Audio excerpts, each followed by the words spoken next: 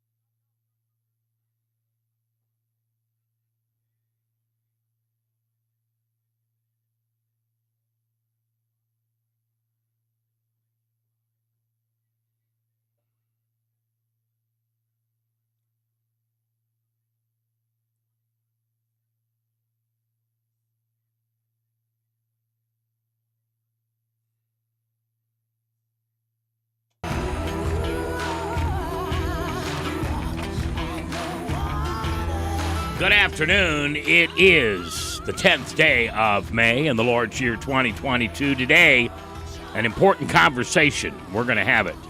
Are you prepared to take care of your loved ones when the end of life comes?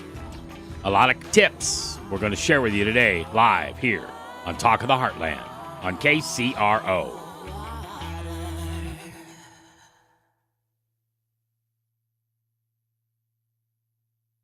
The comments and opinions of Talk of the Heartland with McKoy are not necessarily the opinions of Walnut Media USA, management, station manager Janelle Reeves, any particular denomination or religion, the mailman, the church lady, or anyone else of sound mind and body. Now, here's the Talk of the Heartland with McKoy on KCRO, the Heartland's Christian voice. Good afternoon. It's a beautiful Tuesday. In fact, as the temperature goes today, we could very well break a couple of records this week. Maybe even tomorrow. High expected in the mid to upper 90s. Whoa! Welcome to Talk of the Heartland here on a Tuesday afternoon. And remember, it's no accident you're here. I've been praying for you. And that's the truth. I think you don't tell somebody you're praying for them unless you're praying for them. And my prayer is this, always. The mic is getting ready to come on, and I say, God, your words through me.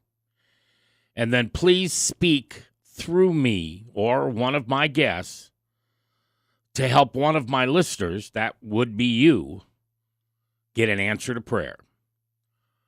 Now, I don't know what your prayer life is like. I have to admit, before I got mugged by Jesus 13 years ago next month, my prayer life was, now I lay me down to sleep, and our Father who art in heaven. And I guess I knew the creeds out of Catholicism, but I'm not sure that's prayer. I think that's more liturgy.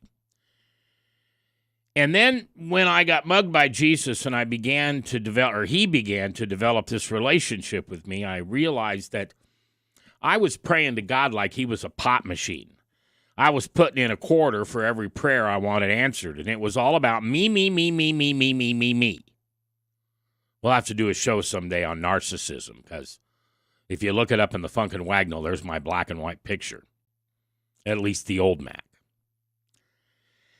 And I realized that I wasn't doing a proper service to the relationship I have with Jesus, because to just come in and ask him for something all the time, it's kind of like your 14-year-old constantly asking you for this Or that, Dad, I need money for gas. Can I borrow the car? Maybe they're 16. Can I get a new phone? Can I get a new dress? Can I get some new shoes? Can I get a new pair of pants? Can I? And, of course, when you pray, you don't say, can I? You say, gimme. Gimme.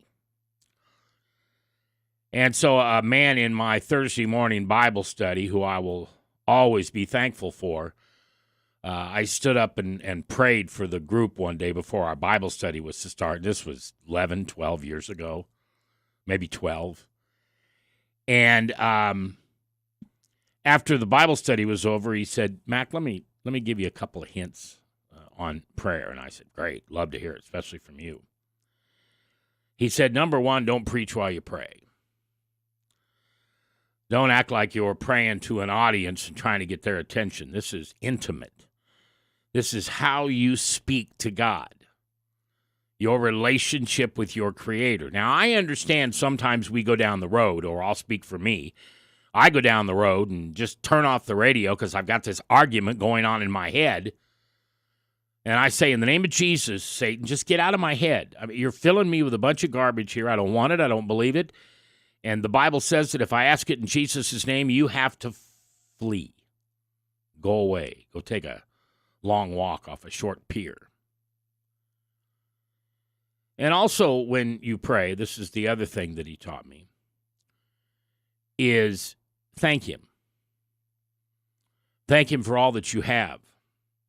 I even had a friend of mine make up a gratitude list. I've got it in my pocket right now. I laminated it and put it in my billfold, and it's, I don't know how old it is now, 6 years. And most of those people and the things that I was grateful for are still on that list. But also, if you're going to ask Christ for something, ask him for at least what I do: patience, kindness. Be careful of my words because they are dangerous and they are hurtful and they represent you, Jesus. Give me the strength to endure some of the temptations that are sent my way by Jezebel. God, give me the courage to be a Christian in public, on the radio, anytime and every time.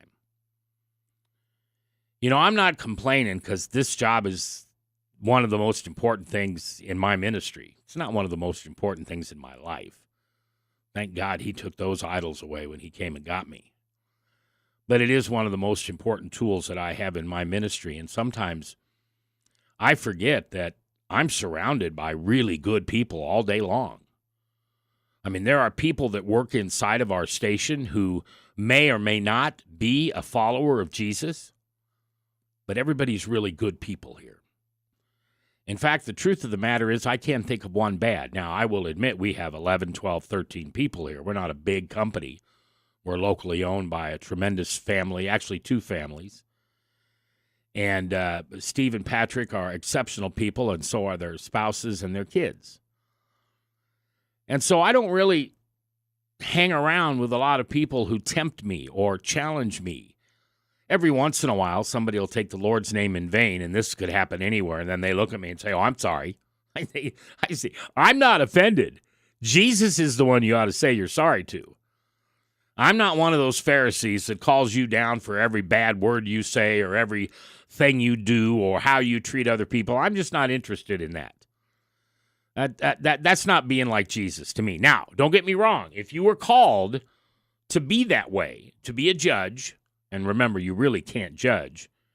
The only people who can judge are people who can hand down consequences. So let's just say, oh, you're a fruit inspector, and you like to inspect the fruits of other Christians. That's not my game. I don't call them out on it or put them down. I may sometime privately, one-on-one, say, hey, you might not just want to walk up to people who are smoking a cigarette and tell them they're going to burn in hell. That's really not what Jesus wants. But none of us really know what Jesus wants except when we pray. That's the deep part of us. You know, sometimes it's so easy to get that low-hanging fruit that we just say, God, give me strength. Going to be Tuesday. Give me a good day. Love you. Bye-bye.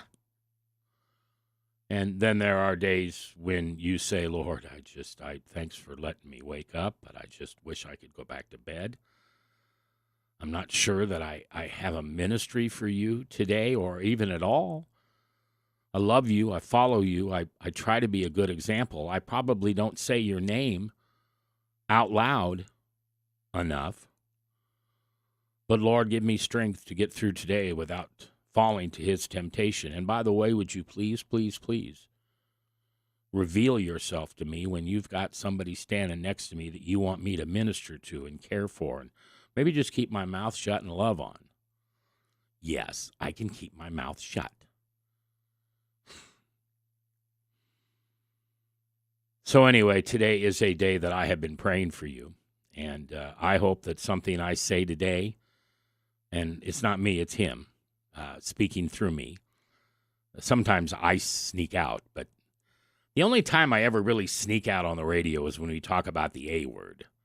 And Roe versus Wade's going to take care of that, hopefully. But I do want you to know that God answers prayers. And if you don't think he does, don't test him. That's not, God, if you love me, you'll give me a $20 bill in an envelope today and make that an unmarked envelope. In fact, it doesn't even need my address on there because you're Jesus and you could just put it in my mailbox if you want. Don't do that. You want to be challenged like that by somebody? I don't. Now, he'll listen. He'll talk. May even answer you. I don't know. But your prayers are important to him. And he's not like Jim Carrey with the prayers, all the yellow Post-it notes. God is sovereign. He hears every one of your prayers and your neighbors and your families and everybody around Omaha, everybody in Nebraska, everybody in America, and yet I say, everyone across the world. And if you're having bad times, well, believe in what Paul writes in Romans, that God will make good out of everything that comes to you bad. And when you pray to him, it doesn't go without notice. He loves it. So, it's no accident you're here. We've been praying for you. Okay, so if I was going to talk about Satan, the devil, you might accuse me of being the church lady, and you may tune away because you don't want to hear anything about him, and that's okay today. That's probably not going to even enter my conversation. But we have to know how to prepare ourselves for times that maybe we're expecting and maybe we're not. And this is not about how you prepare for the end of life. This is about how the people that are going to care for you should care for you at the end of life. This program is being recorded in a podcast and a webcast. Webcast is audio and video, and pod is only audio. And so if there's something that we say today or talk about that you think somebody needs to know, you can go to YouTube, Mac McKoy, MacMcKoy, and this show will be there.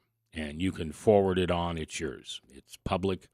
No money, no fees, no download, no nothing. That's just the way Jesus works. So that's today. And I'm going to try to keep it as light as I can, but I'm also, I had a guest scheduled today. And that guest, as a lot of pastors do, they get called out on emergencies. And so I'm always kind of collecting and researching in the back of my head some of the content we can have when I get that 9-minute away from start time phone call. And that's okay. I love all my pastors, every one of them. And when they get called to go do what they need to do as a pastor, I'm the least important person on their list. And this is a topic that I've been researching. I have people that I care about. My sister and I were just talking about my mom and dad today, 92 years old, and they still live in their own house. Nobody comes in. It's just them. They do great. But my sister and I had about a 20-minute conversation on what we're going to do next. And it reminded me that I had done some research on this. So I went into my Google Docs, Can't believe I even say that. I went into my folder and looked up some of the stuff that I had researched. And so I guess I feel like God is kind of whispering in my ear that that's what he'd like me to talk about today. This job does not always let me talk about the things I want to talk about. But today, that's what he led me to talk about. So I leave it up to him. He's a lot smarter than I am. So maybe that's what you need to hear today. Maybe that's the prayer you're looking to be answered.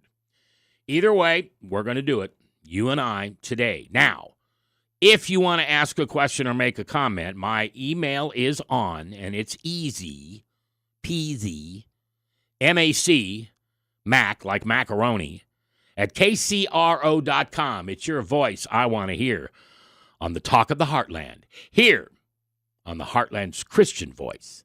KCOR. The comments and opinions of Talk of the Heartland with Mac McKoy are not necessarily the opinions of Walnut Media USA, management, station manager Janelle Reeves, any particular denomination or religion, the mailman, the church lady, or anyone else of sound mind and body. Now, here's the Talk of the Heartland with Mac McKoy on KCRO, the Heartland's Christian voice.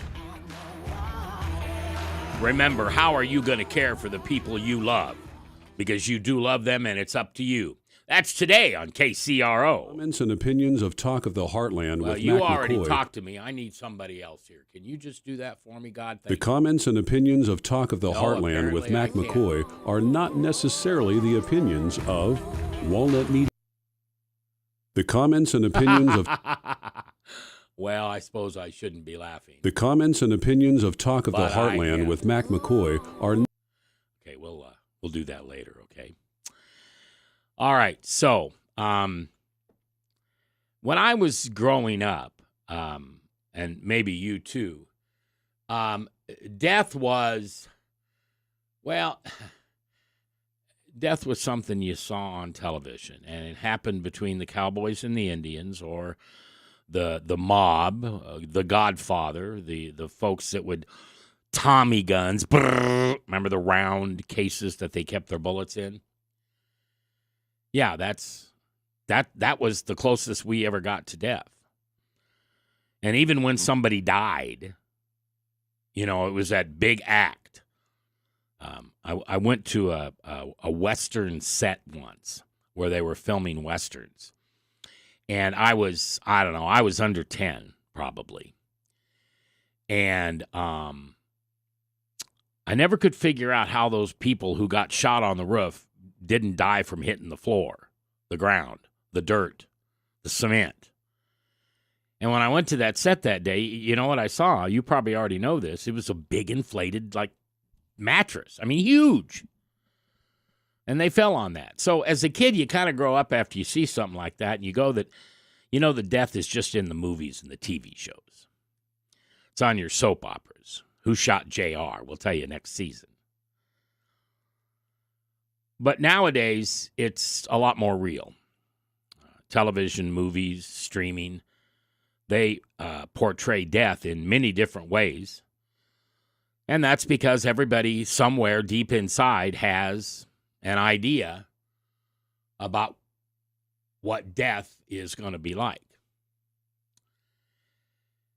And so I thought today, the comments and opinions of Talk. I thought today that perhaps we would speak a little bit about some of the research I've looked up about what we can do to prepare ourselves for a loved one's death. I know it's not your favorite subject. It's not mine either. But let's see if we can get through this, and maybe God will have a little message, a little answer to your prayers in there. That's what my hope is. I volunteer at hospice as a retired pastor, and visit people and read scripture and just listen sometimes. And I once asked a woman I'd been visiting for several months what she wanted for her upcoming 80th birthday. You see, she was wheelchair bound, living in a nursing home, and in the very last stages of stage 4 cancer, breast cancer. And Gloria looked up at me, and I'll never forget those eyes. It was so sad. But yet, in a hopeful voice, she said, life. That was her answer. Life, of course. Well, we all want to live as well and as long as we can, right? The truth be known, you've thought about something earlier than what God may have planned for you. When you're sick, maybe you got COVID. Maybe the one you love more than anything in this world died before you. So maybe then what you want is you want to just pass quietly in the night, in your sleep. You don't want to bother the kids, and you don't want to bother everybody else, and you don't want to be put in a home. You just want Jesus to take you home. But if you're at that point in life, if someone you love is at that point in their life, do you know what to do? I must admit, when I did the research for this program, I learned so much. I mean, things I just never even thought of. No one wants to think about the prospect of death, but it's going to happen. It's like you and I talked yesterday. It's death and taxes. It's going to happen. We face that prospect with our medical system not always currently providing what we need, and that's a high-quality end-of-life care. It's more than a personal concern. It's a pressing social issue, and I'm not going to get into the politics of it. But I will tell you that in the next 8 years, by 2030, 1/5, 20% of the population will be 65 and older.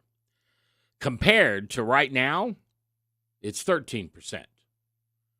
13% to 20%. 9 million people will be over 85. That's in 2035. In 2030, there will be 7 million people who will be over 60. So one thing you and I can't stop, and that's the tax man coming to tell us that we owe him. And number two is Jesus calling you home. Currently, our country's end-of-life care is fragmented, costly, and quite frankly, unsustainable. Too much aggressive care is given that is futile and has ruined people's quality of life. Now, I have yet to be diagnosed with a cancer, but the chances are that may be what happens. And I have talked to so many people while they're in the last stages of life, and they chose not to take chemo for their cancer. I bet you know somebody who had that same situation in their family or their friends. That even though chemotherapy buys us time, it's a stinking bad time, right? Now, maybe, just maybe, God performed a miracle, and you all deserve one. I do, you do. But that's not always his plan. So sometimes we just have to decide how our end days are going to be. I know I talk to my mother almost every day. Usually I call her on the way home from the radio station. They're out in California, so it's about 4 o'clock their time, and they've listened to the show, and Dad always has a few comments. Well, son, I don't know if this was the right thing to say, but we love you, and we'll listen. I know, Dad. I love you, too. But sometimes we have to prepare for the worst. In the old days, and I don't know when those days were, so let's say 100 years ago or more, Mom would can with glass jars food and put them in the cellar. A cellar was a cold place underground. It was a natural refrigerator. They would prepare for a bad storm. They didn't have any electricity, so they didn't even think about losing it. There was no battery-operated radio. Radio has only been around, not hardly 100 years. And before that, you just had your Bible, or you had books, or you had a bottle. Bible, books, or the bottle. And hard work.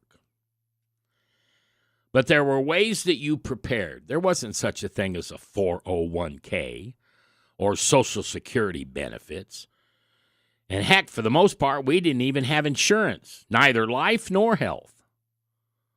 But somehow people got through it. And I wish I could talk to my grandpa.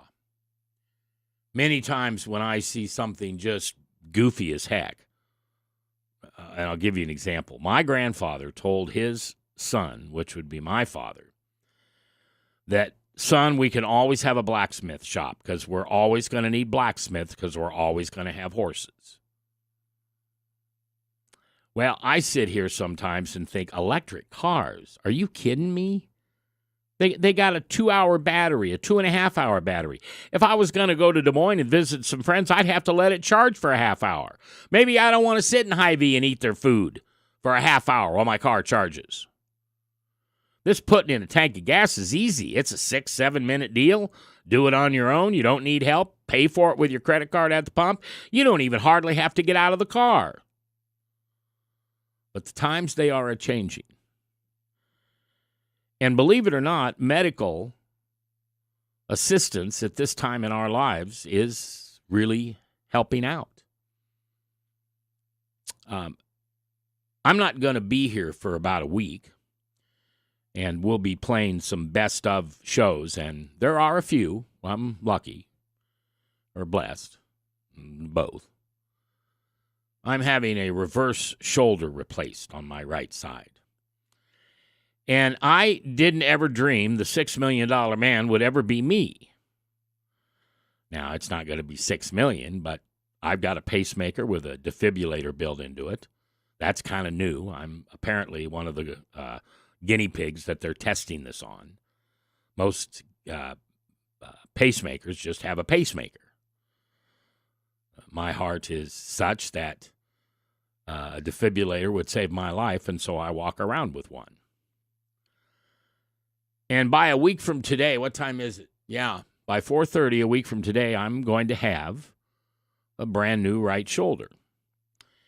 And as I began to share that with people in my Bible studies and at work and at church, I heard mostly good things. In fact, I really can't remember anybody saying anything other than, oh, you can't believe how medical science has come around. You can be in and out in one day as long as your blood pressure is fine and you're not in too much pain. By the way, I'm not a big painkiller guy, so I'll take whatever they give me for the surgery, but I'm very quickly going to not be taking pain pills. I can take other things. The doctor's already told me that some of my vitamins and over-the-counter stuff is good. But I may have to lay there and moan. My poor dogs, they'll just moan with me. But they'll be next to Daddy, and I love them for being that way. So next week, I'm going to get a new shoulder. Now, you may say, well, is your shoulder bad? Well, a little bit. I've got a rotator cuff that I ripped, tore, shattered. Didn't do anything about it because my middle name is stupid, and yes, it's on my forehead. And I tore it again. Well, they figured that out when I went in because I had a horrible time walking. And I thought I had a bad left knee. No, I didn't. I had a bad left hip. So I'm going to get a hip replacement in about 8 weeks after they fix my arm, because if they don't fix my arm, I can't support my own weight. Now, I've got a Bible study with a couple of retired surgeons, and they tell me that it's just quick as a whistle, and I'm going to be fine. And I guess I'm thankful for that. But what did they do 100 years ago? They still tore their cuffs. They still had worn-out sockets, especially those folks that worked on the farm and in the fields and in the factories. What'd they do? Well, they didn't live as long. But my question is, what was their quality of life like at 50 or 55? I'm 63, and I'm going to have all these parts. You know, I'm going to be able to fly on my own if I just put a cape on with a big S on the front. And yes, it stands for stupid. So we don't really, truly understand how far medical science has come until there we are. We need it. So we've got to talk a little bit today about how to prepare for that kind of stuff. And that's what I hope we can do. That's what I hope you and I can do today, is maybe get an answer to prayers and just figure out exactly how we can care for ourselves, but mostly our loved ones, in their time of need near the end. That's on Talk of the Heartland today. I'm Mac McKoy, and if I haven't told you lately, thanks for listening. I love this job. I couldn't do it without you. Right here on AM 660, FM 106.7, and all around the world at kcro.com. The comments and opinions of Talk of the Heartland with Mac McKoy are not necessarily the opinions of Walnut Media USA, management, station manager Janelle Reeves, any particular denomination or religion, the mailman, the church lady, or anyone else of sound mind and body. Now, here's the Talk of the Heartland with Mac McKoy on KCRO, the Heartland's Christian voice.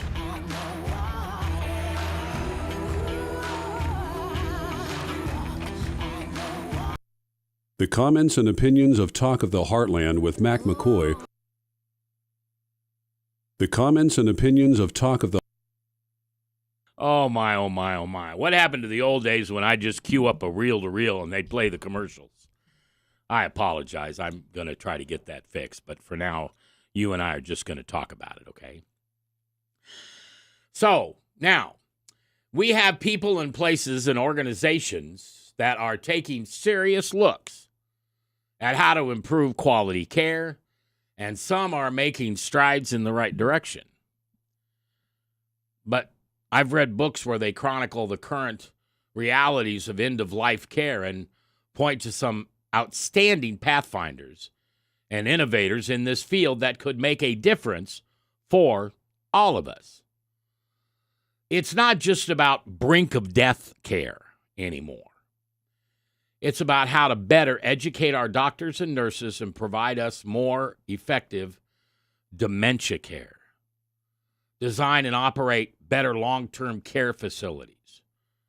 Recognize the unique challenges of minority and LGBTQ people, because we all deserve the same care. And provide better training and living wages for nursing assistants and all those people. I'm fortunate to know the people pretty well out at Prairie Gate in Council Bluffs. They're a sponsor here. And usually with my sponsors, I go out and see them. I want to know what they're doing out there. And you talk about a 21st century care facility. It's just incredible. But you can take those tours and check those out for yourself. But the long-term care is getting better in America. But that's them. What can you and I do as individuals?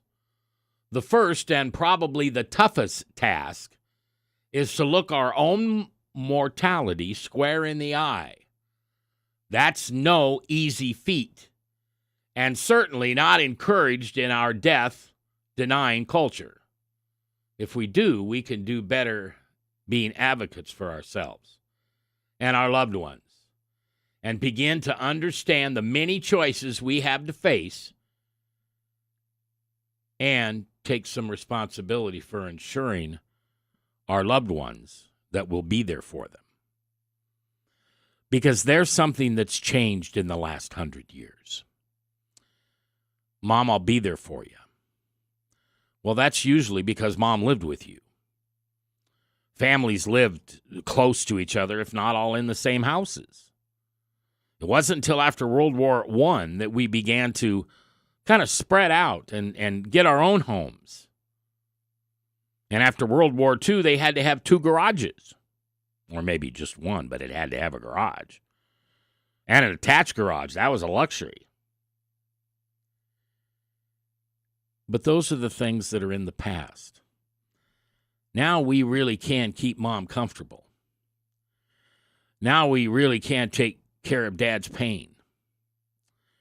Now we really can, believe it or not, I can't believe I'm saying this, but it's true. We can YouTube almost every surgery, every process, every procedure that we're going to have. I've watched a dozen or more. Well, let's just say 10. I don't know how many. Actual operations, reverse shoulder replacement operations. Why did I do that? I wanted to know. See, we couldn't know 100 years ago. We could hardly know 40 or 50 years ago.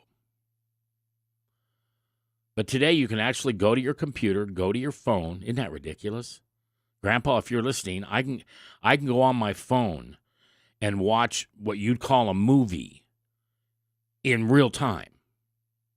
Yes, Grandpa, I said phone. No, not the TV.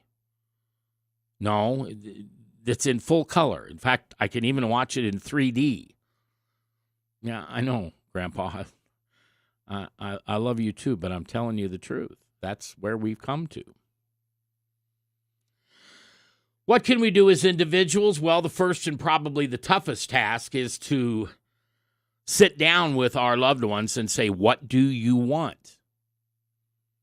It took almost 80 years for my mother to finally tell someone. Well, let me just put it this way.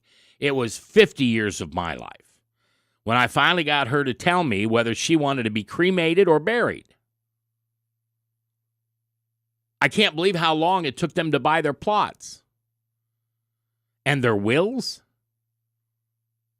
We need to be able to take care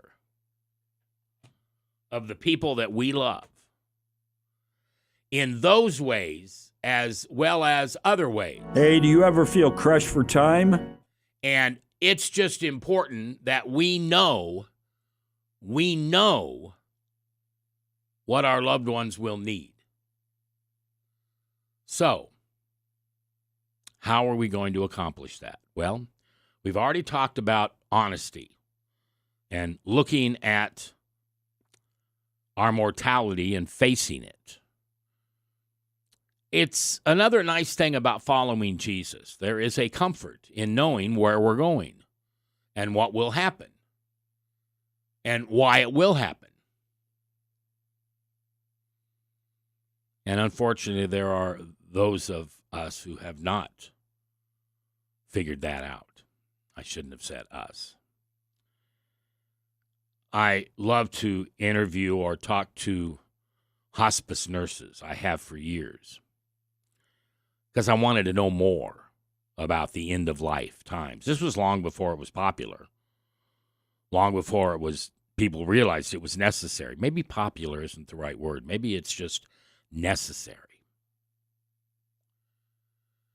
We got to do it. We got to do it. We got to take care of our own. And yes, there is medical science that can help us. And yes, there are videos you can watch how they're going to replace your shoulder or your hip.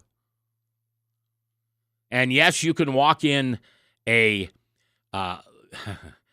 assisted living. We used to call them an old folks home, which I thought was okay. They were old. But we can walk into those today and just see miracles happening all over. It used to be if somebody lived to be 100, they got their picture in the newspaper. And maybe in the early days, they'd even get the weatherman on NBC to show their picture. Remember that? Willard Scott would show the century viewers that he had, people over 100. Now you can find somebody over 100 every time you turn around. It's due to medical science, and we need to understand how that works so we can take care of ourselves. All right, I'm going to try this once again, and if I succeed, then we will be back, and we'll continue to talk about some lessons that I've learned from my experience with hospice volunteers and my time spending with doctors here the last couple of years. I'll share that with you. Thanks for listening. This is AM 660, FM 106.7, and KCRO all around the world. McKoy are not necessarily the opinions Hey, of... do you ever feel crushed for time? Boy, sometimes it's like that every day. There is just so much that needs to get done. Hey, this is Pastor Delmer Austin with Rise Up. Our program is every Saturday morning on KCRO from 9 till 10 o'clock in the morning. We have been talking about the gift of the Sabbath. We are going to be talking next week about holidays and holy days. Join us next Saturday for Rise Up. It's KCRO AM 660 and FM 106.7 on your dial. You can also pick us up at your convenience on your app. So go to the App Store, the free App Store, and download our free app. You can also just get it on your computer, your laptop, your tablet, your PC at kcro.com. There's a lot of people probably listening to it that way right now. And also, you can just say, Alexa, play KCRO for me. And by golly, she will. But you can always have this program at your fingertips, as you can the whole radio station. This is our modern science, medical science, broadcast science. No longer does a radio signal have 20 miles or 200 miles. Now we're all around the world, and you can listen to us all around the world at KCRO. All right, so today we are spending some time kind of learning. And if you're saying, well, I tuned in today to laugh, I'll try to be funny, but some of this just isn't funny. And you may choose to do something else on your way home today, but maybe, just maybe God has a message for you. And I'm not talking weird stuff. Doesn't God talk to you? Doesn't God reveal himself to you? You know, maybe, just maybe, we ought to stop using words like coincidence when we see him. Oh, what a coincidence I was that I met you the other day. I really needed something, and I ran into you, and by golly, there you are. What a coincidence. I used to have a Macism. If you've got one of my 6-page business cards or you go to one of my websites, there's hundreds and hundreds of Macisms, and those are little sayings, and I didn't write a one of them. I'm not that smart. But I listen for them. I collect them. And some of the best things I've ever heard have come out of other people's mouth. You know, wisdom is not something you say. It's something you hear.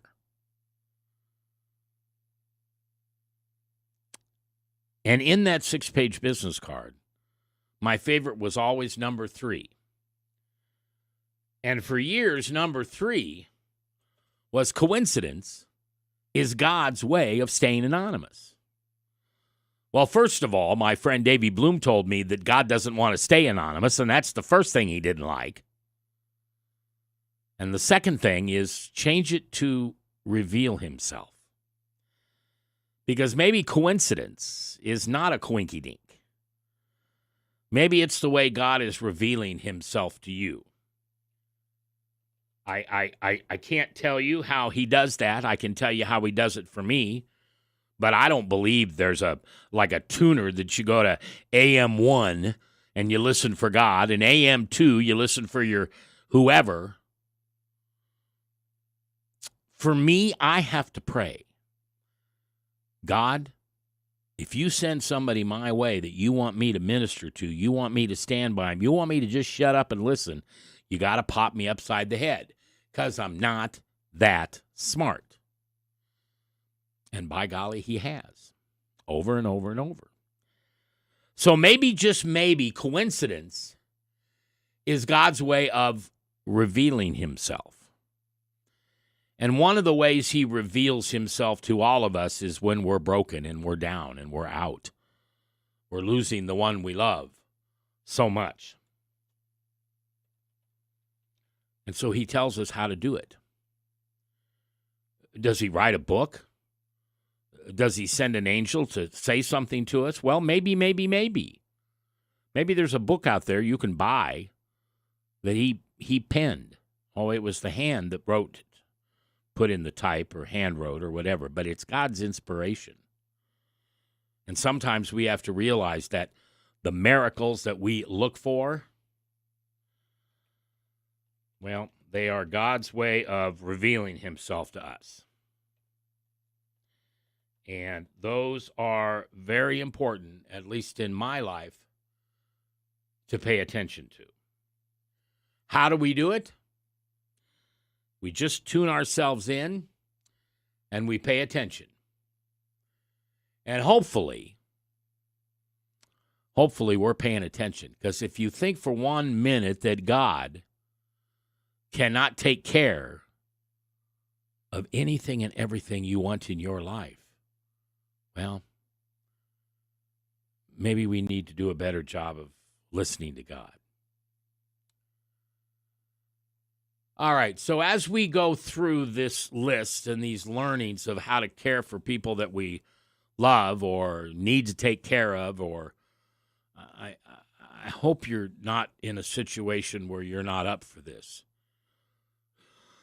because you may have to pull yourselves up by the bootstraps and do it anyway.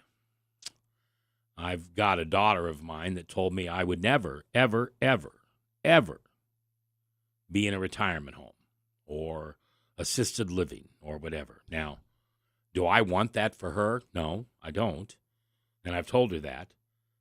And it's one of the times where she just says, "Shut up, Dad, I'm not listening." There's a comfort in there deep inside. When I grew up in Beatrice, there was a Good Samaritan home right next to me. And I had a paper route, Route 51, for the Beatrice Daily Sun. And there would be, 6, 7, 8, 9 papers that would be taken into that facility, and then they would take them to the rooms, or the residents would come get one. Well, I decided that it was my job to take it to the room. But that's not really what I was doing. I mean, that's what it looked like I was doing, but what was I doing? I was being a ray of sunshine in a dark place for a lot of people. Oh, I heard stories. I can still remember some of them, but more than anything, I remember how they felt when I'd walk in and have that paper and I'd call them by name. I'd show them dignity and respect. Maybe that's not what they're getting. Maybe for whatever reason they've been abandoned and they don't have a daughter or a son or a spouse or an uncle or an aunt or a cousin or anybody. And somehow they just landed in that home. And gosh, I remember one lady who never got a visitor. I lived next to that home for I don't know how many years, 8 years, 9 years. And as I can recall, she never got a visitor. She didn't complain about it. She just knew that was the situation.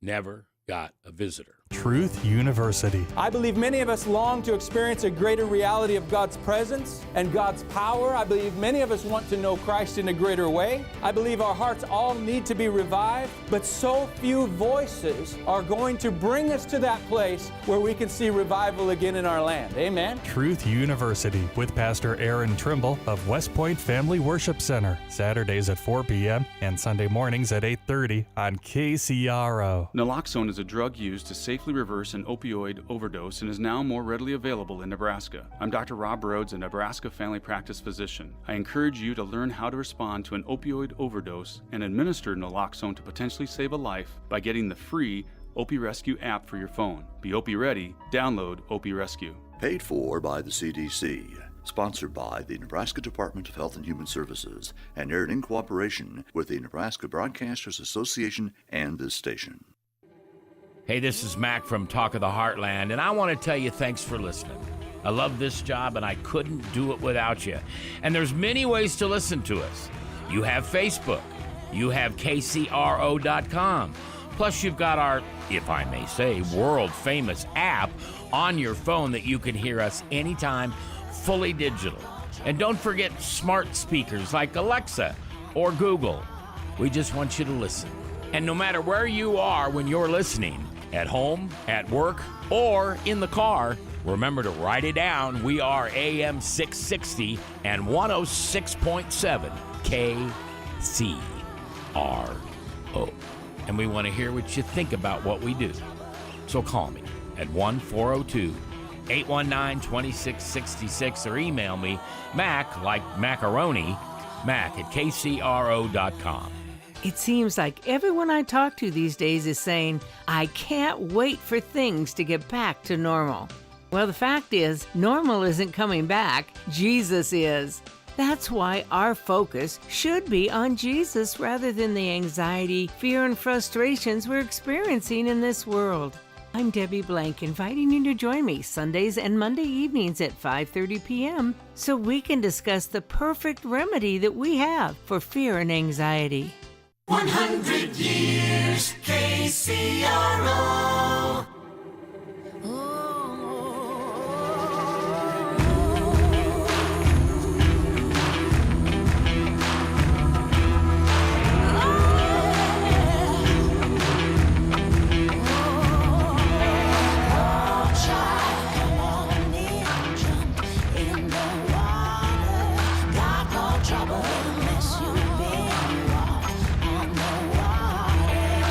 Good afternoon. It's the 10th day of May in the Lord's year 2022.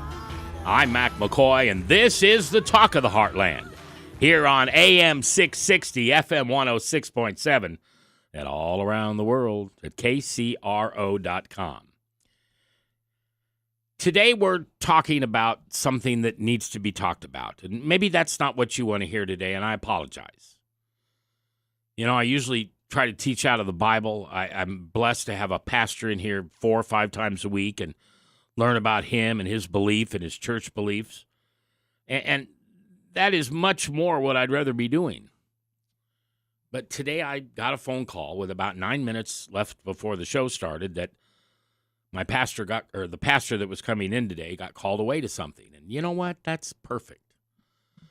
I can't be that high on a priority list when a pastor gets a call. That's why they call them pastors. So I've always got a couple of subjects that I'm researching. And I had the choice between a couple today.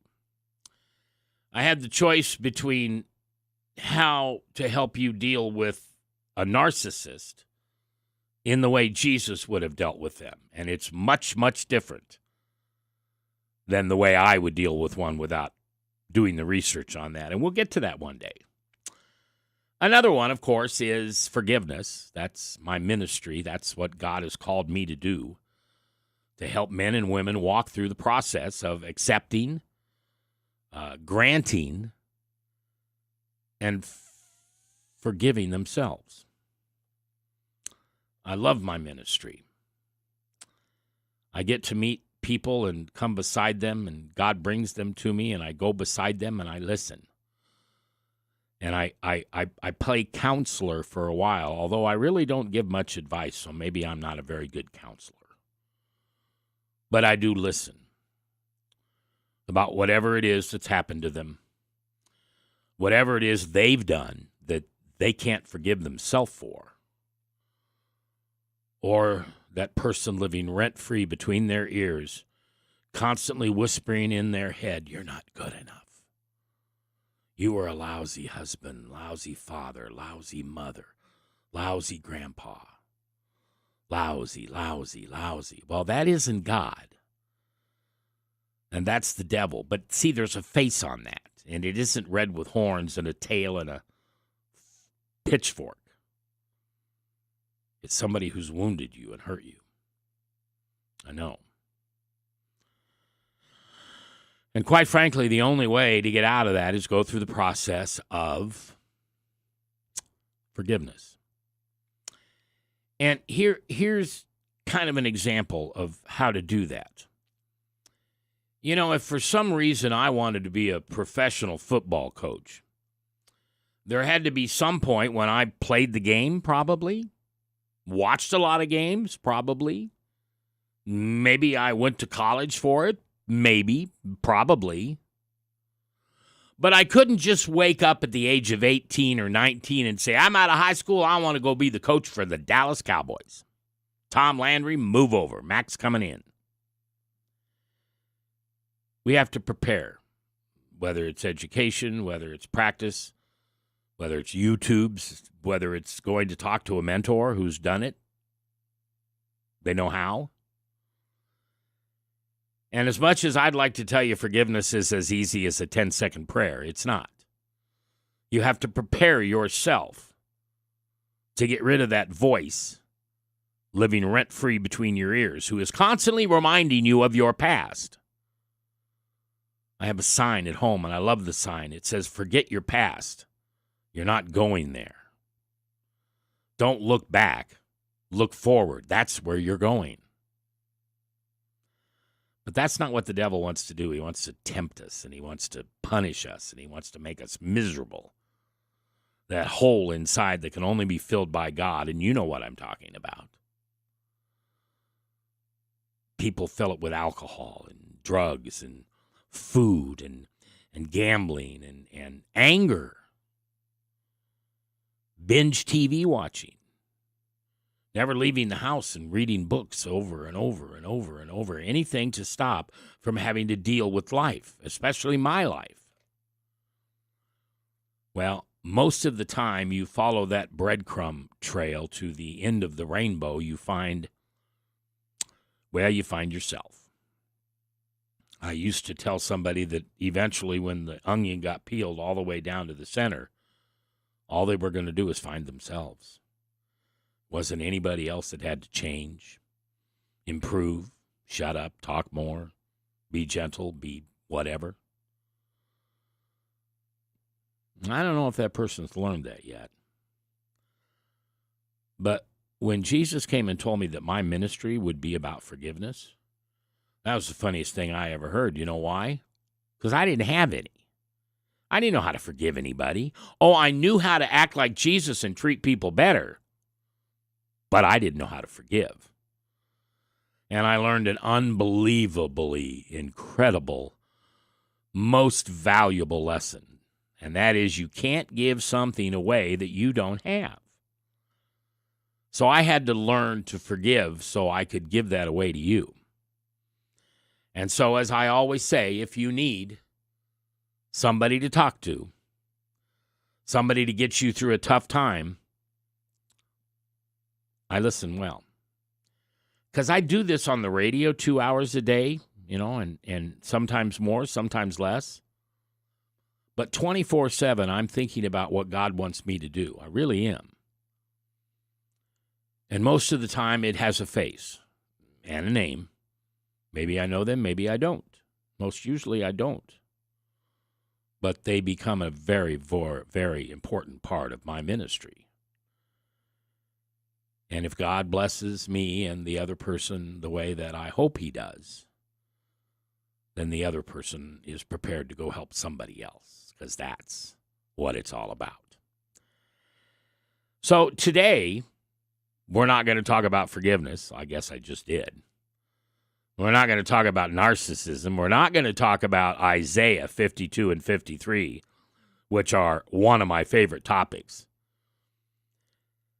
Today, my sister called me, and my sister is 60.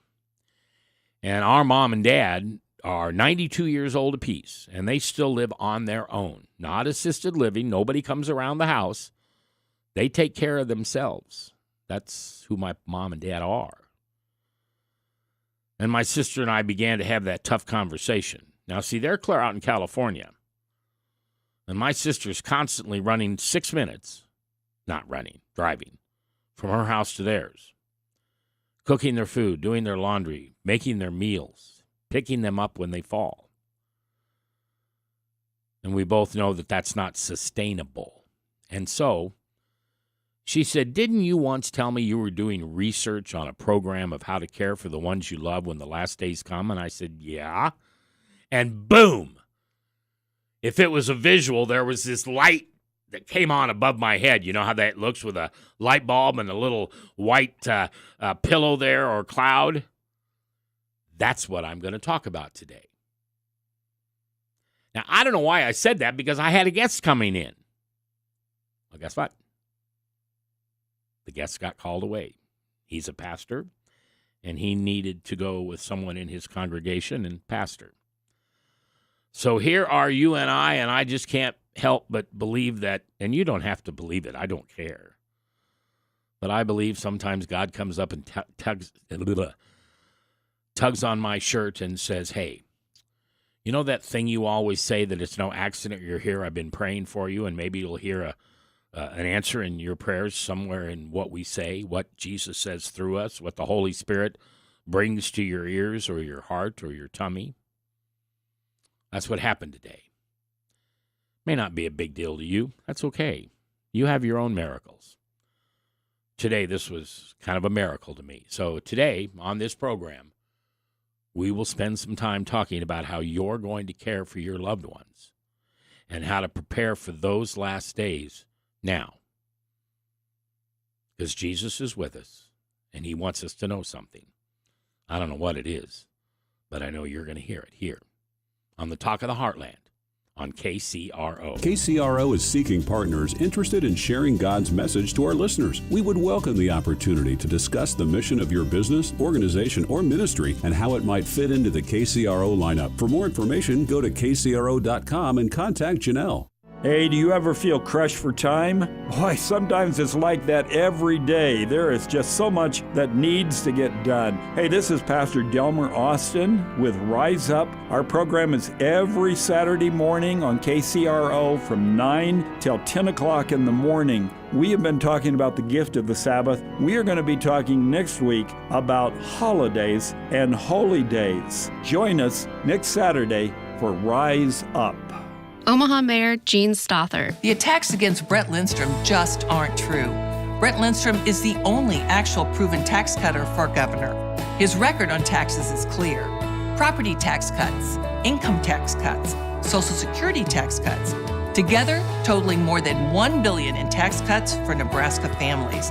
The only proven tax cutter, and finally a governor Omaha can count on. That's why I'm endorsing my good friend Brett Lindstrom for governor. Traveling all over the state, what I hear from folks is that they're ready for new conservative leadership. I think that's why we've got the momentum, because we've made this campaign a conversation about who has the energy and proven record of delivering for Nebraska families. The other guys aren't real happy about it and have been lashing out, and that might be the best endorsement I could ever get. When you vote, please remember, I won't answer to anyone but you. Brett Lindstrom, a new generation of leadership and Nebraska's only proven tax cutter for governor. Paid for by Friends of Brett Lindstrom. How does the news around us affect us as Christians? Listen in for Jay Sekulow weekdays at 11 a.m. on KCRO. This is Pause to Pray, a chance to stop down each day from the daily noise of life and pray for our country's leaders. Today, we pray for Allison Barkoff, Acting Administrator and Assistant Secretary for Aging at the Department of Health and Human Services. She provides advice on issues affecting people with disabilities and older adults. 1 Timothy 5 verses 1 and 2 reminds us of the importance of honoring our elders. Do not rebuke an older man, but encourage him as you would a father, younger men as brothers, older women as mothers, younger women as sisters, in all purity. Right now, with this in mind, let's pray together. Almighty God, we ask you to guide Allison Barkoff in her work at HHS. We ask this in Jesus' name. Amen. Pause to Pray is a service of this station and the Presidential Prayer Team. This is an important election year in your state and all across the country, and we're joining together to pray the vote. Details at pausetopray.org. Now your forecast for KCRO for Omaha, Council Bluffs, and Lincoln. Partly cloudy skies tonight with a low of 63. Northeast winds 8 to 15 miles per hour. Chance for scattered thunderstorms tomorrow. Highs level off around 92, a mix of clouds and sun. Partly cloudy tomorrow night. Slight chance for scattered thunderstorms. Lows level off around 70. Low 90s Thursday, upper 70s by Friday. I'm weatherology meteorologist Paul Trombley on KCRO. Right now 83.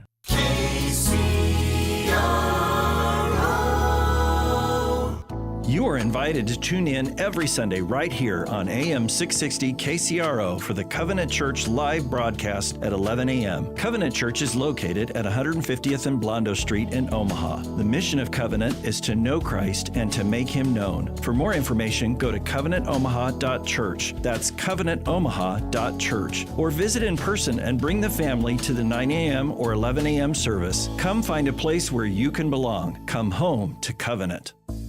Here's Josh and Trent Hurley of No Name Nutrition. Everyone loves deep discounts and free samples, right? Well, you're in luck. Stop by No Name Nutrition Markets on Friday, June 3rd and Saturday, June 4th from 10 to 5 for a Customer Appreciation Weekend. No Name Nutrition Markets is celebrating 46 years here in Omaha under the same Hurley family. Some of the best sales of the year will be going on that weekend, and representatives from your favorite brands will be here to help us celebrate. We can't wait to see you here. NoNameNutrition.com. This is Van D, but I want to invite you to tune in to The Journey this Thursday from 5 to 6 on KCRO. My special guest is Captain Commander, Mr. Mark Benjamin. Ladies and gentlemen, you've got to hear his experiences. I am so grateful that he is my guest this Thursday from 5 to 6 on KCRO, and you can listen to it live at 6:60 a.m. or you can tune in at kcro.com.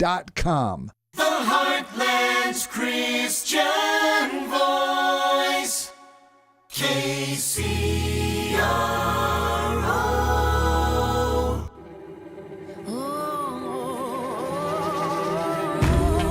It's a little after 5 o'clock on this 10th day of May in the Lord's year 2022. I'm Mac McKoy, and this hour we're talking about how you can prepare to take care of those you love in the last days or weeks or months. And God is in the middle of this conversation today, because this isn't what I was going to do. But He somehow decided that that's what we were going to do. So I've got some steps. I'm always doing research on different programs and topics I want to talk about. I still write them down by hand on a yellow pad. But today we're going to spend some time and we're going to do just that.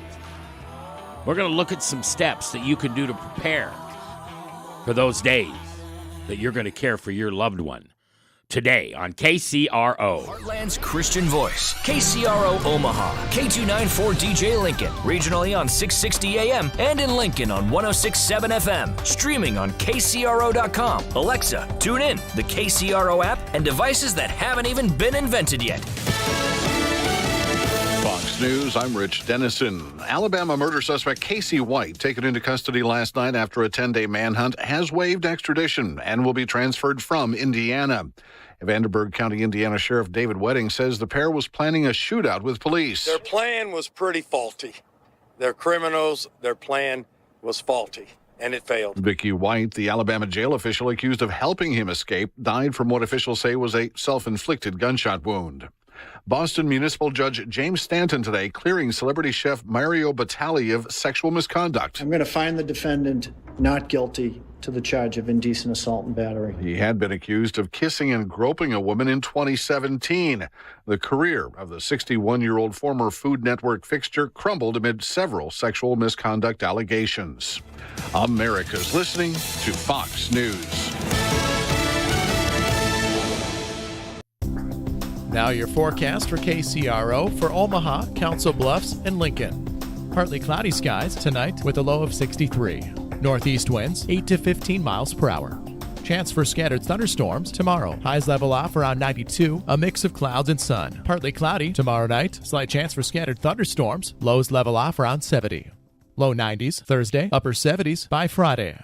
I'm weatherology meteorologist Paul Trombley on KCRO. Right now, 83. Let's tackle electronic waste together. Cross Electronic Recycling takes anything with a cord, battery, or a motor and guarantees secure data destruction, proper handling, and disposal so your intellectual data is never compromised. Items are dismantled, sorted, and separated, and when possible, refurbished and repaired, helping the less fortunate through Cross Training Center. Let's tackle electronic waste together with secure data destruction at Cross Electronic Recycling. Find us at crossrecycling.com. That's crossrecycling.com.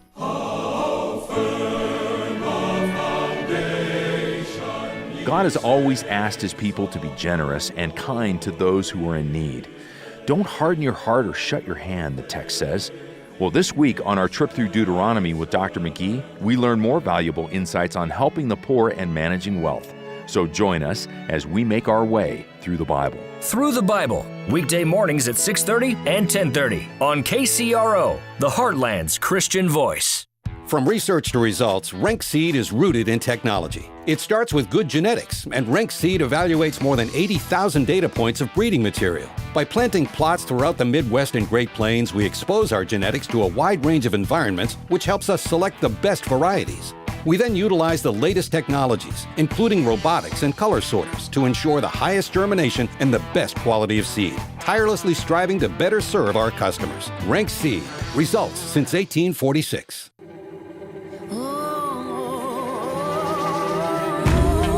Welcome back. It's the 10th day of May in the Lord's year 2022.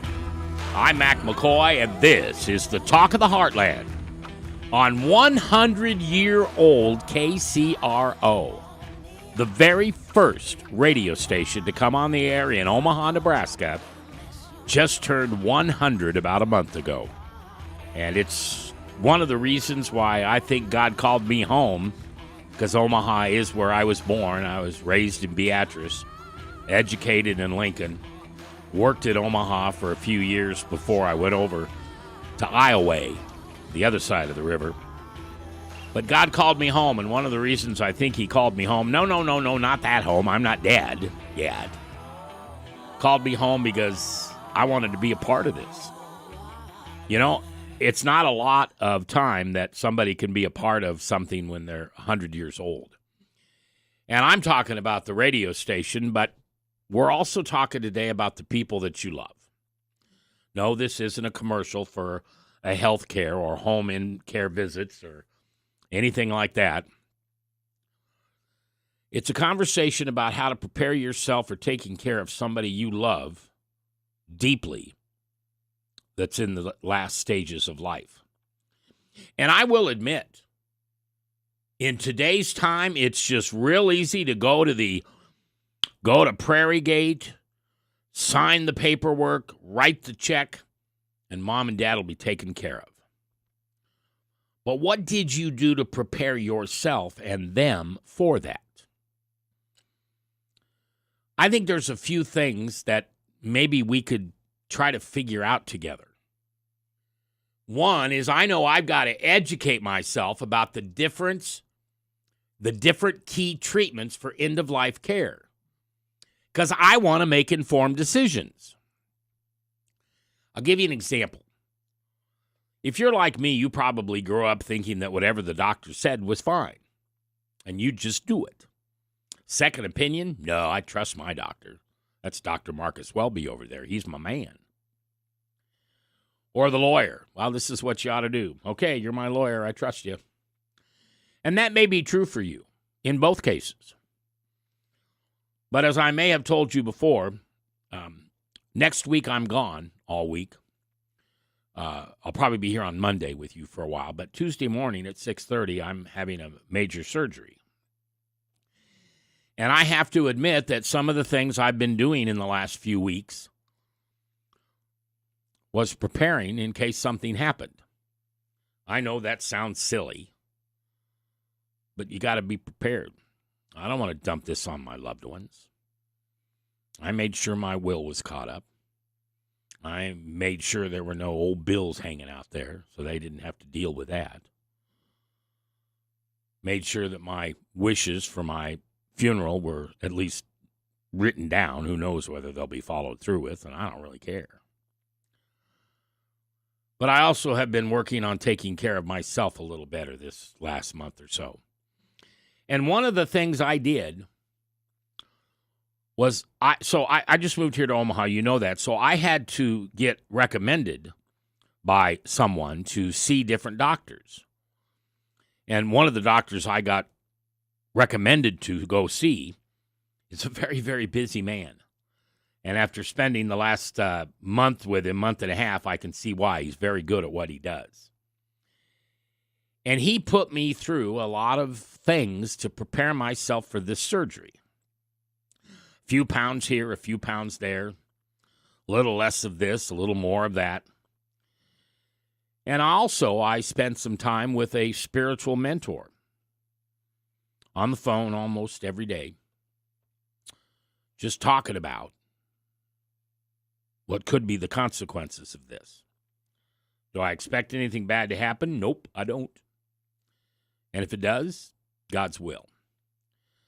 But one of the things I've been doing this last couple of months is to educate myself on the different ways of care in case it doesn't go the way I want it to, in case it's God's will for it to go a different way.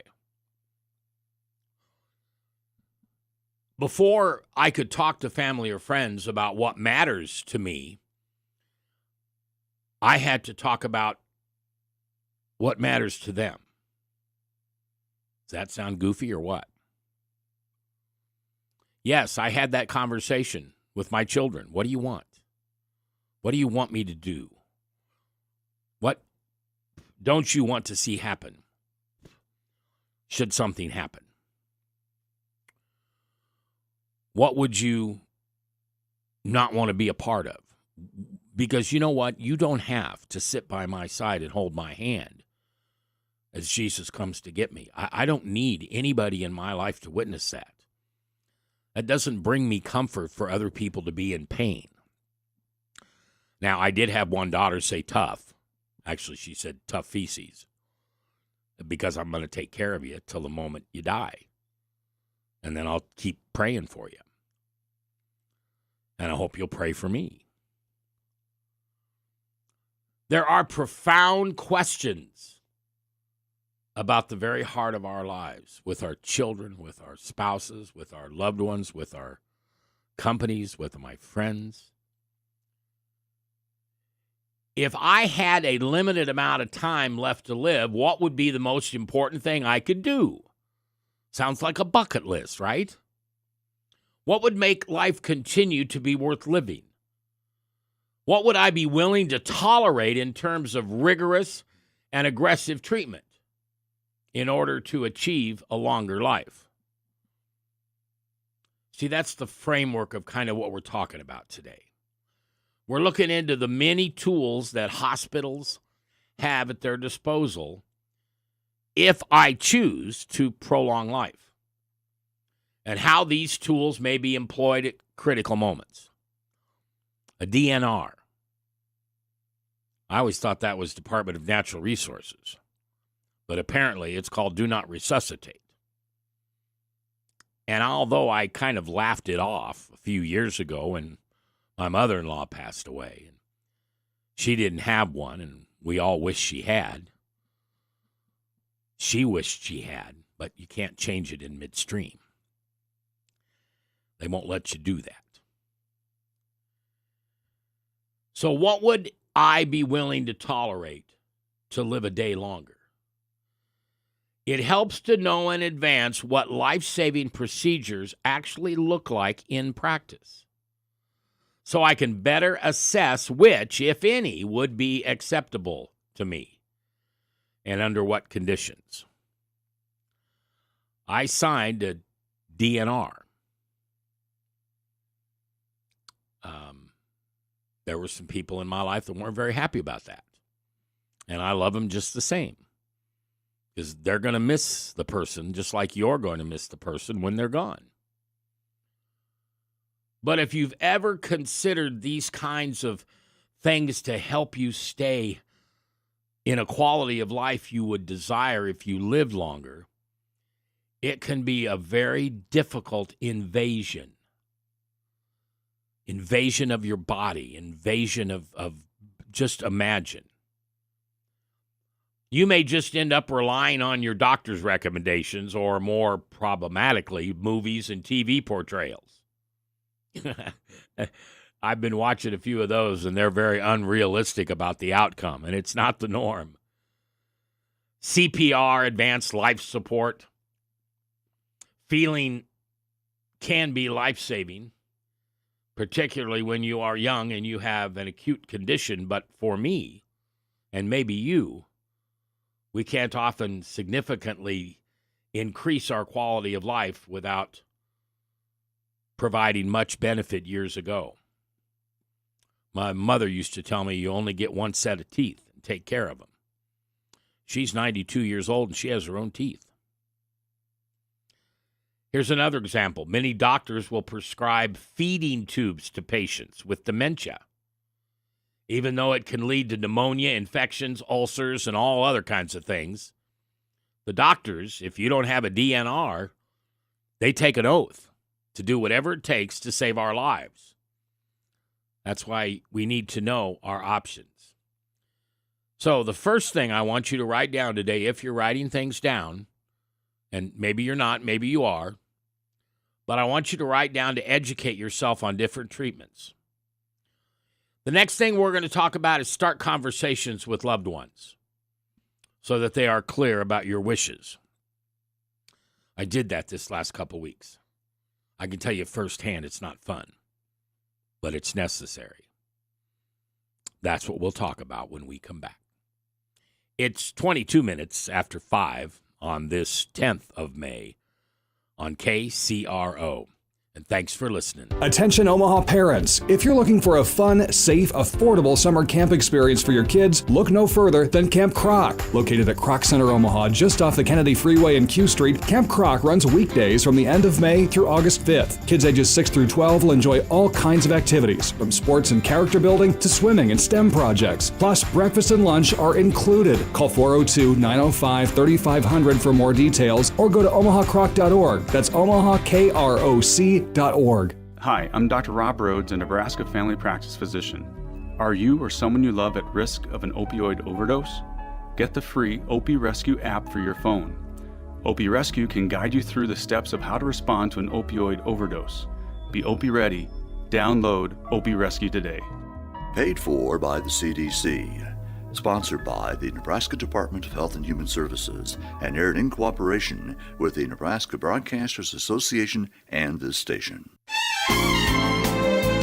KCRO. Omaha Mayor Gene Stother. The attacks against Brett Lindstrom just aren't true. Brett Lindstrom is the only actual proven tax cutter for governor. His record on taxes is clear. Property tax cuts, income tax cuts, Social Security tax cuts, together totaling more than $1 billion in tax cuts for Nebraska families. The only proven tax cutter, and finally a governor Omaha can count on. That's why I'm endorsing my good friend Brett Lindstrom for governor. Traveling all over the state, what I hear from folks is that they're ready for new conservative leadership. I think that's why we've got the momentum, because we've made this campaign a conversation about who has the energy and proven record of delivering for Nebraska families. The other guys aren't real happy about it and have been lashing out, and that might be the best endorsement I could ever get. When you vote, please remember, I won't answer to anyone but you. Brett Lindstrom, a new generation of leadership and Nebraska's only proven tax cutter for governor. Paid for by friends of Brett Lindstrom. 100 years KCRO.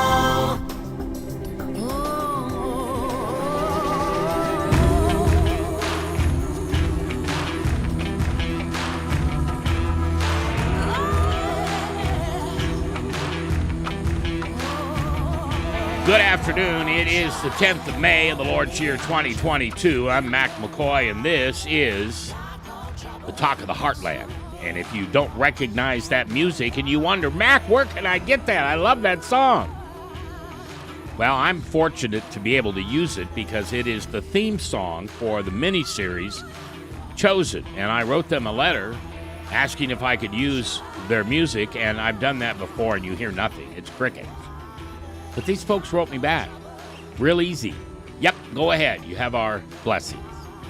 And then at the bottom there was something, I think, written by a lawyer, so, we'd be covered.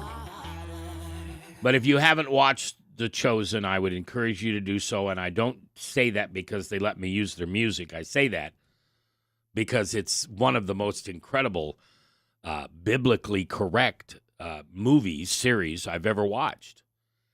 And I've watched a lot. So have you. So I would just invite you to watch it, stream it. Divine Truth has the first 2 seasons on DVD that you can get if you want, and it'll change your life, I promise you. When you see how Mary Magdalene, what she was like before Jesus met her, and then what she was like after, it is night and day. But see, that's what Jesus does for us. He changes us. And in an earthly, secular way, fleshy way, it's kind of remarkable. Some people notice, some people think you're weird. Some people don't want to have anything to do with you anymore. Some people leave your life forever because they don't want no Jesus in their life, and they know that I'll probably tell them about it. But I can tell you that accepting Jesus' call to his ministry is the best decision I ever made. And the truth of the matter is, I wish I could tell you it was a decision I made, but it really wasn't. He came, he mugged, and here we are, 13 years later. And I don't think it's any accident that you're here, because I've been praying for you. I pray that today's show, as difficult it is to do this darn show, will give you an answer to one of your prayers. Maybe you're in those last stages of your days. Maybe your mom and dad are. Maybe you've got a baby home. Everybody just kind of shakes their head. They're amazed at the time and effort you put into that baby, because the baby, well, the baby will be called home soon. How are we prepared to take care of our loved ones? And I'm not just talking about elderly. I'm talking about those people that have diseases. I know this is a rabbit trail, and I'm not going to go down it very far, but I've had the pleasure of raising money for St. Jude's for years, and one of the things that I did is I went down and visited that hospital. And oh my gosh, I want to just cry right now thinking of some of those kids.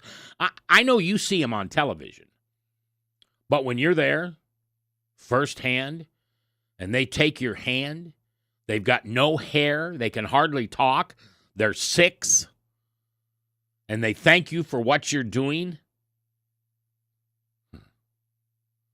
that's when God shows up and shares with me the blessing I just received. Incredible. So if you're at that point when you think one of your loved ones may be entering those last stages of life, the second thing I want to ask you to do is to consider starting a conversation with those loved ones so you are clear what they want and they're clear what you want. Many years ago, I had a friend of mine, probably a little more than, probably more than an acquaintance, but I wouldn't, whatever. And he and this woman met, and they both had a blended family, and they got married, and everybody was so happy for him. And for whatever reason, it's not important, he went out and took his own life. Wasn't the guy we thought would do that, but they never are, right? And several months later, I had his widow on the radio, and we were talking about this event, and she was so good. But I asked her, I said, so what's the advice you want to give to somebody so you could have felt less pain during this? And, of course, you know what her first answer was, and I said, I understand. You wanted him here. You wish he would have reached out to you and said, I don't know if I can do this anymore, and I really want to check out. That's a cry for help. You better jump up and help. But after she said that, she said, prepare your funeral plans. See, he hadn't done that, and so in her days of grief and taking care of kids and family, she had to go sit there in the funeral home and take care of this. I have some real good friends of mine that own funeral homes, and every once in a while they'll have a big funeral. And so they'll ask me to come and put on my little suit and, walk around and take care of people and hold the casket and open it and close it and all that stuff. And it's not creepy. It's a wonderful, wonderful ministry, quite frankly. But sometimes I see that mother, or father, or grandma, or grandpa, or son and daughter, and they're sitting there in the worst grief of their life. Their life just hit a brick wall, and somehow they have to go through it. And they try to sit there and plan the funeral. And I never got that. Well, why wouldn't you just do it ahead of time? Makes sense to me, right? Good use of time. Well, when that widow's wife, or that's not the right term. Well, when the wife of the past man, he didn't do that, and so she said the best thing you can ever do for people who are in your life and you love deeply, take care of them in their time of need and take care of your funeral and get it done. So I did that the last couple of months. Been doing a lot of that lately. I don't know if you just tuned in, but I'm having surgery on Tuesday. And it's not a big deal. I'm not getting a heart transplant or anything, but they're going to replace a shoulder, a reverse shoulder, the whole thing, whack-a-doo. Whack it off and put a new one on. And no, I'm not excited about it. But it is what it is, and I'm blessed at my age to have this medical technology in front of me, because 10 years ago, this was hard to do. Now I may be able to go home the same day that they do it. But either way, I've spent the last couple months thinking about my life and what I needed to do and things I needed to say and apologies I needed to give. Who knows? Maybe this will be the last hurrah, and if it is, don't be sad. Be happy.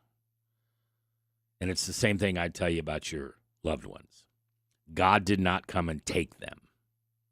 He did not take your grandmother, take your mother, take your daughter, take your niece. He didn't do it. He rescued her, brought them home. And after all, isn't that where we want to go after this brief little ride on this rock around the sun? Today we're talking about things that we need to do to prepare ourselves and our loved ones for those last days. The first one was educate yourself on treatment. Second one is have conversations with the loved ones. And when we come back, understand the different care and know when to ask for that care. Not an easy conversation, but you and I have to have it, because death and taxes, baby. Death and taxes. We're coming back. It's Talk of the Heartland right here on the Christian voice of the Heartland, KCRO.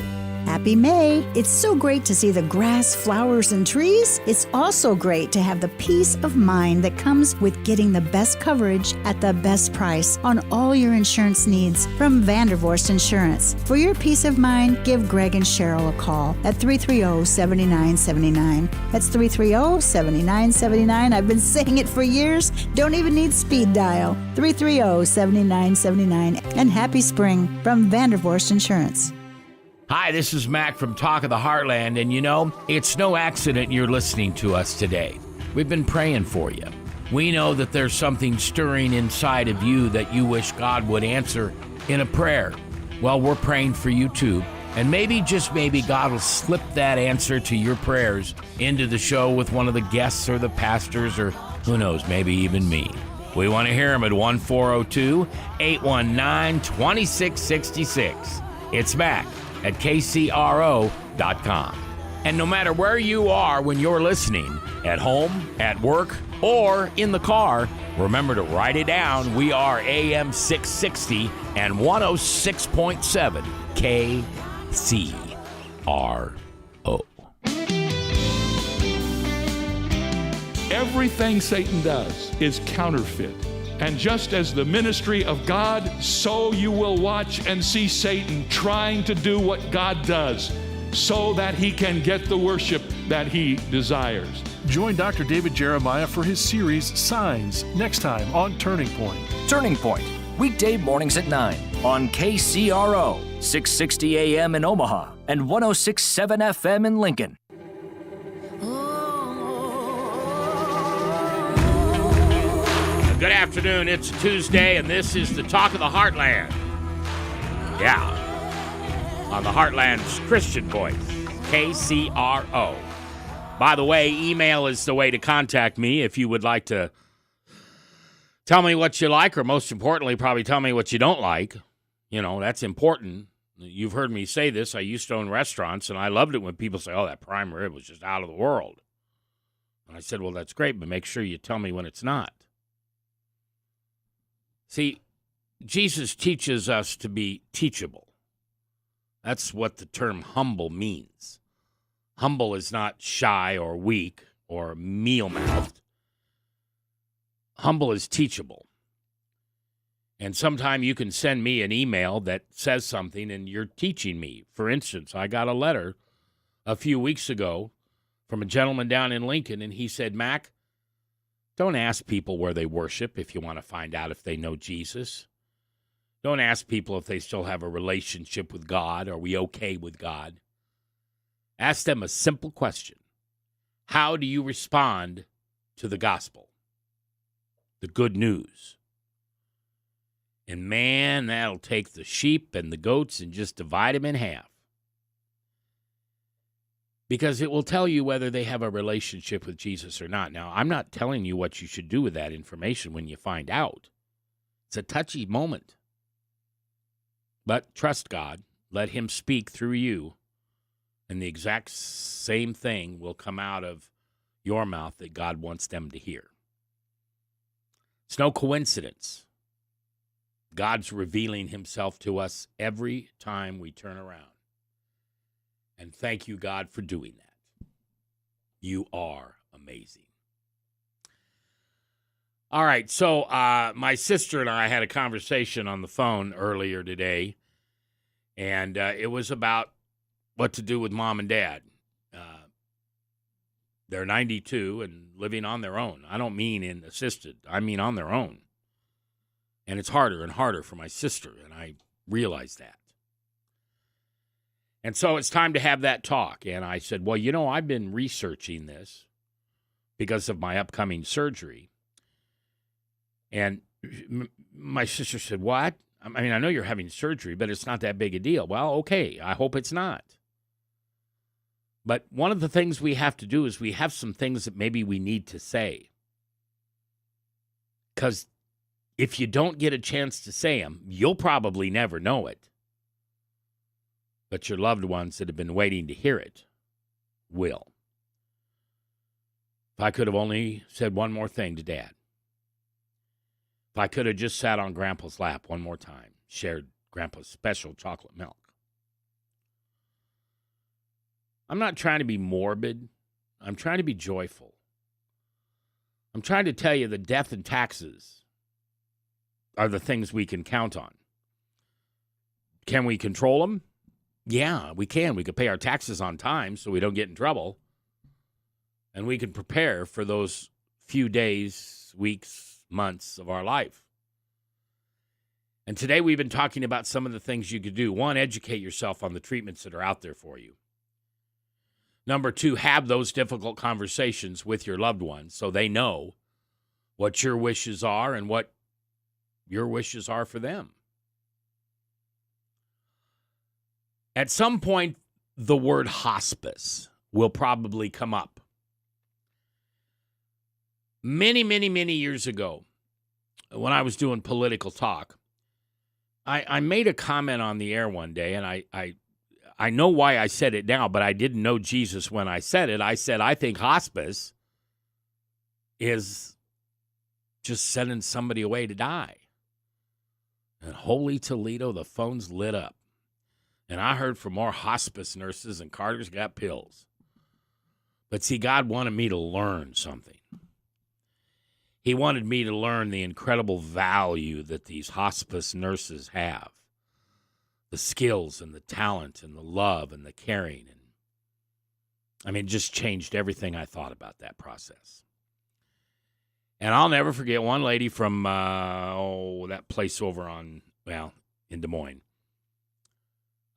She said, know about hospice. Don't think you're just dumping them off and that'll be the last. hospice may be the last place you are or I am, but hopefully we've got loved ones that'll come see us. And if you're going to be one of those loved ones, you need to understand hospice. Both services, palliative care and hospice care, are different. Palliative care is something that you might receive. You get a prognosis of 6 months or less, and you choose to forego any treatments. Well, that's when hospice care is provided mostly in people's own homes, but can also be provided in a hospital or in a dedicated hospice facility. You know, I know some people who avoid that because they mistakenly, I might add, believe that it means giving up, quitting, letting go, losing your will to live. And some research suggests that hospice patients are more likely to live longer than terminally ill patients who are in hospitals. The services that we can receive on the medical side is incredible. And if you know somebody who's a CNA or a hospice nurse or a doctor or whoever that is, gosh darn it, give them a hug and thank them for what they do. I mean, it's not easy for them.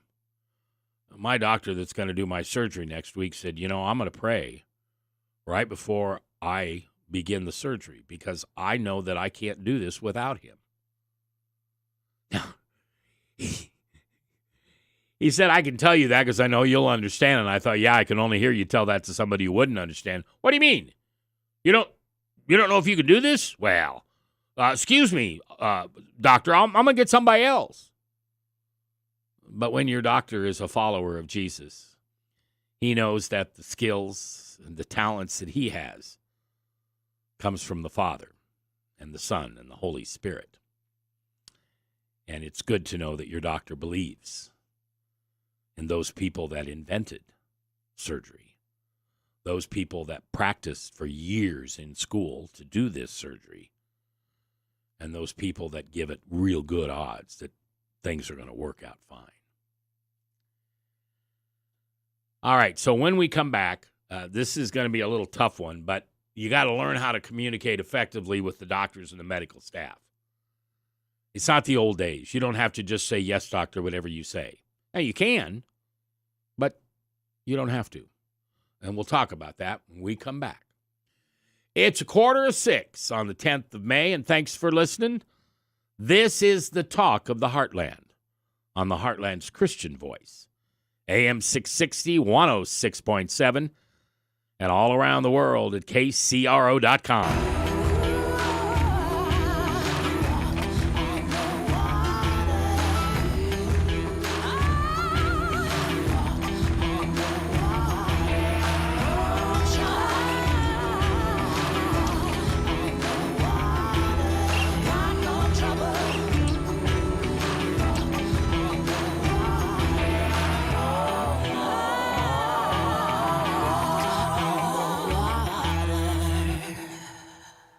All right, it is number 4 on my list today, because I'm a list maker, and that's what I did,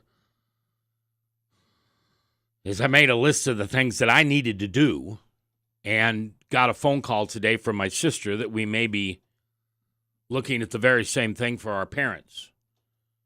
They are 92 each, living on their own, and I don't mean assisted living, I mean living in their house, and maybe the time has come. And I had been preparing for some things in my own life because I'm having surgery next week.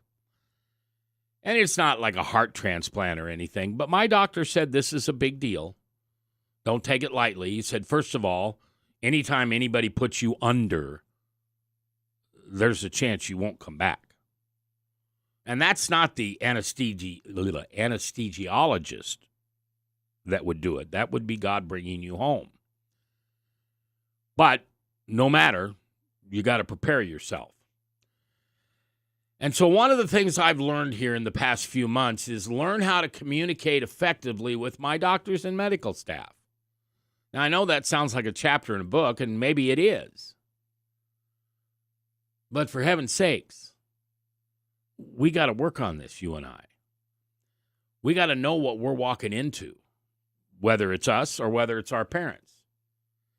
Many doctors are far better at the art and science of medicine. They are actually communicating with patients. You ever heard it? He's got a good bedside manner? Yeah, I like those. You ever heard he's got a lousy bedside manner? Yeah, well, I like those too. Because either way, I just want the truth. And yet, if you actually have a serious illness and have to make informed decisions about your care or someone you love's care, you want to be able to communicate your choices, talk about the risks and the benefits of different treatment, and the pros and cons of different options. And you want to know those as clearly as possible. Don't overlook these. That's why I'm giving them to you in a list today. Be intentional for yourself and for the ones that you are caring for. Be intentional and ask them. Ask the doctors and the medical staff, what are my options? What can I do to prepare? What training should I have in case something happens that I don't know how to handle? All those are things you can prepare yourself for. And after all, isn't it our job to care for those that we love in any time, especially that time? When we come back, the last thing that I want you to know from my research and what I got on Google, how to care for someone that you love in their last days. That's today on Talk of the Heartland on KCRO. The comments and opinions of Talk of the Heartland with Mac McKoy are not necessarily the opinions of Walnut Media USA, management, station manager Janelle Reeves, any particular denomination or religion, the mailman, the church lady, or anyone else of sound mind and body. Now, here's the Talk of the Heartland with Mac McKoy on KCRO, the Heartland's Christian voice. All right, it's 10 before 6, and at 6 o'clock, it is Adventures in Odyssey. That's every day at 6 o'clock here on KCRO, and it's a great program, and it's very family-friendly. It's done with acting and skits and sound effects, but it's stories that help us deal with those things in life that come up. Yeah, I'm doing a segue. Because we've been talking about today how to care for yourself or ones you love when those final days come around. Here's the last thing that I learned in the last few months as I prepare for my surgery next week. And again, it's not emergency surgery. It's not a heart transplant. I've already had, my heart issue a couple years ago. If you don't know that story, I'll tell you about it sometime. But I was dead for 27 seconds. And no, I didn't see myself hovering above my body. And no, I didn't see Grandma and Jesus waving at me. And I didn't see the hand of God coming down to grab me. But I did have an experience. And that experience helps me today to understand that God is in my life, whether I like it or not. Sometimes I guess I can't tell you that I don't like it. But it ain't fun sometimes, and you know that. And so as we get closer to our parents, reaching those days, or ourselves, or ones we love, we have got to be advocates for a better end-of-life care for everyone. May I repeat that, please? The thing you need to do after you educate yourself on treatments, after you sit down and talk to the ones you love, how you understand, the next thing would be understand hospice care. The other thing that we talked about today was wills and last wishes and preparing for your funeral. I know that's not happy stuff, but don't let your kids do that. Don't. They're going to be terribly messed up when you die. We're all going to die. It's death and taxes, right? Well, let's help our kids out. Let's help our loved ones out. Let's do what we can so it really can be a celebration of life. And one of the things you can start doing right now, today, is being an advocate for the better end-of-life care that everyone needs. You see, in addition to planning for our own care, I can't emphasize enough how important it is to advocate for everyone else. Our current medical system is plainly unsustainable. It's not their fault. The devil keeps throwing disease and COVID-19 and all this other garbage at us because he knows his days are numbered.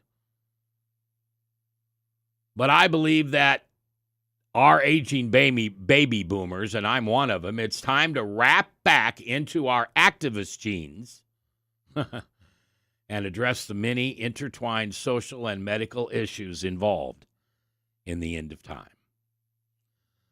The very foundation, I'm going to get a little preachy here, I'm sorry, but the very foundation of how society pays for health care and end-of-life care should be rethought and adjusted to respond better to the way people really die now, as opposed to how they died in the 70s when hospice actually began.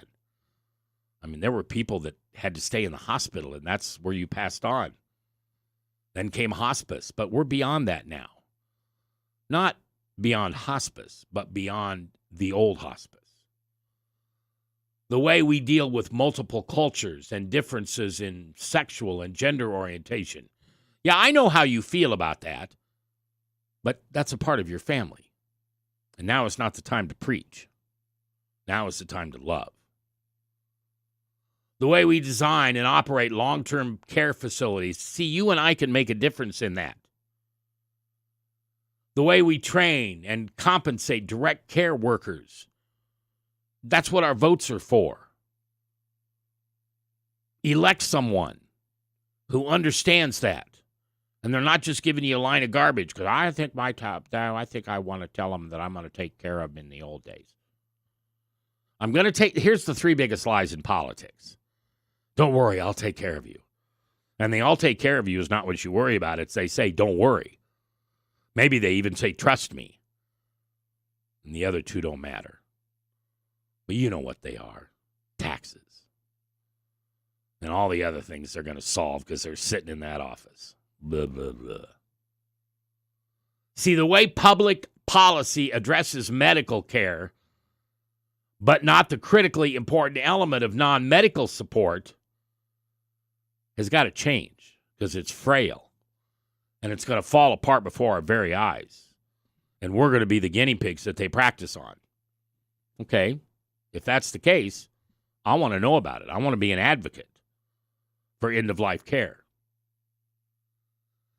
See, in the medical realm, we can support initiatives aimed at compensating professionals, how to take care of long-term care. It's still too often the case that tests, procedures, and treatments are reimbursed at a higher rate than compassionate discussions to stay well and to live longer. And that's the heart of a good end-of-life care. How do I make it better for those I love? We can also support research. Too few studies have looked at some of the important elements of care, like how things are tied to pain, how things are tied to cultural issues, spiritual issues, or even patient satisfaction with the process. Death and taxes. We're all going to have to deal with it. And I'm sure there was somebody who turned on the radio at 4 o'clock today and expected something fun or something fire and brimstone or whatever it is that I do. And I love what I do. But today I heard some things from my sister about my own parents. And as I told you, I'm getting ready for some surgery next week. And so it just seemed apropos. It's a French word, apropos, to talk about these things today. We must all do what we can to arm ourselves with knowledge, to communicate clearly with others about our wishes. Now is not the time that you don't want to burden the children with your plans or burden your parents with what you want them to go through or how you'd like them to pass on and what happens between now and then. Educate yourself, because it isn't going to get easy when the time comes. We need to talk about other people and their wishes. We need to advocate for quality end-of-life care. We need to look 10 years ahead, 20 years ahead. We need to look at the year 2050 and figure out how we can make it better and starting today. The surgery that I'm going to have next week is a reverse shoulder replacement. And I've had a couple friends of mine who are surgeons tell me that this wasn't possible 10 years ago. They would try to sew up your torn rotator cuff and hope to God you never tore it again. And given the way that especially some men are, we're not good patients. I'm just telling you, we're not. They'll sew up my rotator cuff, and 6 months later, I'll tear it again. So they came up with this thing called a reverse shoulder replacement. And then they don't try to sew up cuffs anymore. They don't try to sew up the tendons and the muscles and all those things that they do. And the only reason I know this is because I looked up reverse shoulder replacement on YouTube. Imagine that. But the one thing that I realized going through all of this was it's up to me. It's not up to my kids. I don't want to burden them with that. There'll be enough that they're burdened with. What we do to arm ourselves with knowledge and learn how to communicate clearly with others and to advocate for quality end-of-life care, it's up to us. It's up to you. It's up to me.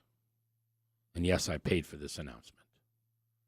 But literally, our lives depend on it. Thanks for listening to Talk of the Heartland.